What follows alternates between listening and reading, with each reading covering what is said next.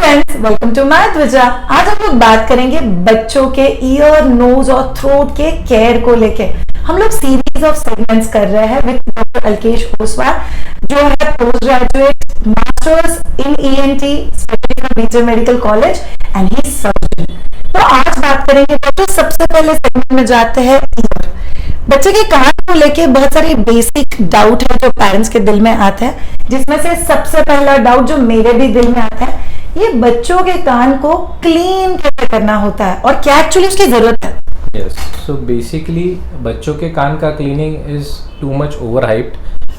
You don't really need to be very possessive and hygienic when it comes to cleaning of the ears. Rather it is recommended ये कि आप बच्चे के कान clean करने की कोशिश न की जाए.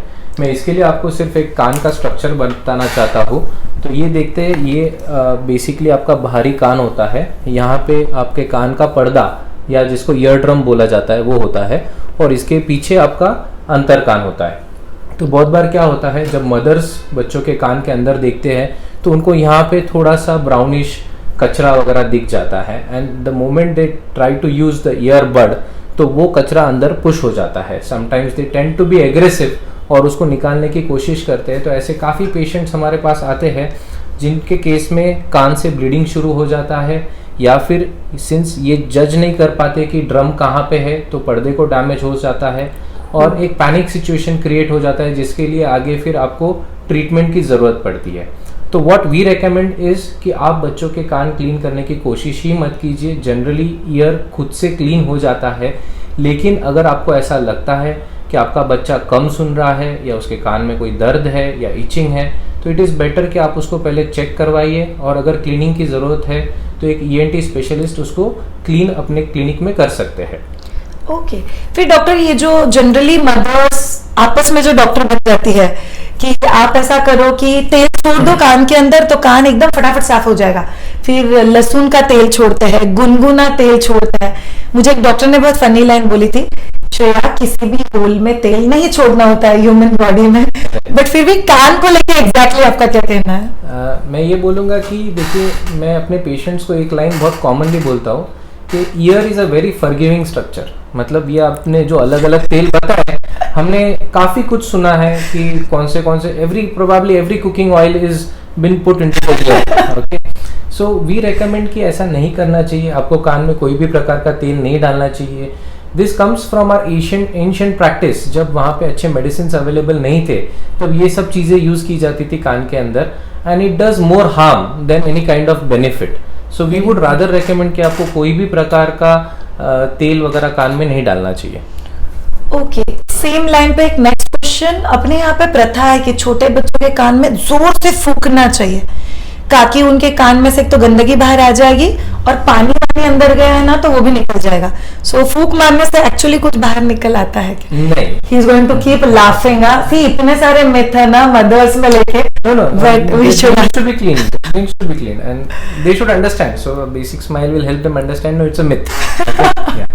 So basically ऐसा नहीं करना चाहिए. इनफैक्ट आपके कान के अंदर कोई कचरा रहेगा तो आप फूंक मारने से वो बाहर कैसे आ सकता है, वो अंदर चला जाएगा.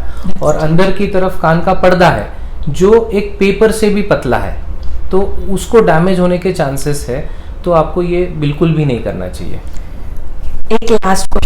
मार्केट में बच्चों के कान में डालने के लिए ड्रॉप्स मिलता है, जैसे कि आप 2 ड्रॉप डाल दो, रात में डाल के बच्चे को सुला दो तो सुबह तक पूरा का पूरा वैक्स बाहर आ जाएगा. तो ऐसा कुछ क्या सेल्फ मेडिकेशन करना चाहिए, क्या नहीं करना है बच्चों के साथ? नहीं, बिल्कुल भी नहीं करना चाहिए. देखिए, अगर आपके बच्चे को कान से रिलेटेड कोई प्रॉब्लम नहीं है तो उसके कान को छेड़ना ही नहीं चाहिए. आपको रूटीन लेवल पे बच्चों के कान में कोई ऑयल, कोई ड्रॉप्स, ये कुछ भी डालने की. इनफैक्ट आजकल तो आप देखेंगे तो अमेज़ॉन पे ऐसे ऐसे डिवाइसेस आ गए हैं जो कि सक्शन करके निकालने के लिए, या जिसके ऊपर टिप के ऊपर कोई लाइट है. और काफ़ी पेशेंट्स हमको पूछते भी है कि ये हम डिवाइस अपने बच्चों के कान साफ करने के लिए यूज़ कर सकते हैं क्या. तो ये नहीं करना चाहिए. बेसिकली ये एक एक्सपर्ट टेक्निक होती है. आपका अंदाज़ा नहीं होता कि आपका बच्चा कब मूव कर सकता है. जब आप बच्चों के कान के अंदर कुछ डालते हैं और उसी मोमेंट पे आप सोचिए कि आपका बच्चा अगर हिल जाए तो वो कौन से डेप्थ पे जाके कान को हिट करेगा, ये आपको मालूम नहीं होता है. प्लस बच्चों के कान बहुत छोटे होते हैं, यानी पर्दे बहुत सुपरफिशियल होते हैं, तो आपको अंदाजा नहीं होता कि आपका हाथ कैसे जाना चाहिए अंदर।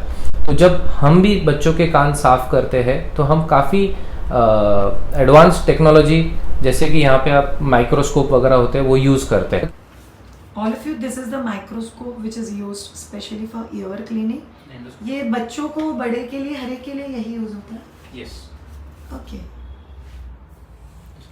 ये एक एंडोस्कोप है। ये बेसिकली नाक के अंदर या गले के अंदर देखने के लिए ये कैमरा लेंसेस होते हैं, जिससे हम देखते हैं। इससे हमको टीवी के ऊपर समझ में आता है कि क्या प्रॉब्लम हो रहा है, तो इससे हमको बहुत प्रिसाइजली पता चलता है कि अंदर क्या चल रहा है। तो बेसिकली आपको ये सब चीज़ों से परहेज ही करना चाहिए। अगर आपके बच्चे को कान की कोई तकलीफ नहीं है तो आपने कान के ऊपर ओवर फोकस नहीं करना चाहिए। Doctor, do you mean basically कान भी आपके स्किन की तरह जो खुद का क्लीनिंग सब कुछ मैनेज कर लेता है? यस। अनलेस इशू है तब तक उसको कुछ भी मत करो। यस। ओके, एक चीज आई थिंक इनके बोलने में बार बार आया कि अच्छा, कान को छेड़ने से हम लोग अच्छा कम और उसको डैमेज ज्यादा कर सकते हैं। इसीलिए एज अ मदर केयर अगर है तो एक्सपर्ट के पास लेके जाओ, बट उसको छेड़ो मत। That's very very important. So thank you so much doctor for this wonderful segment. See you all in next segment. हम लोग ईयर केयर के सारे पांचों सेगमेंट को टच करने वाले हैं। So mamas keep watching. Thank you, bye.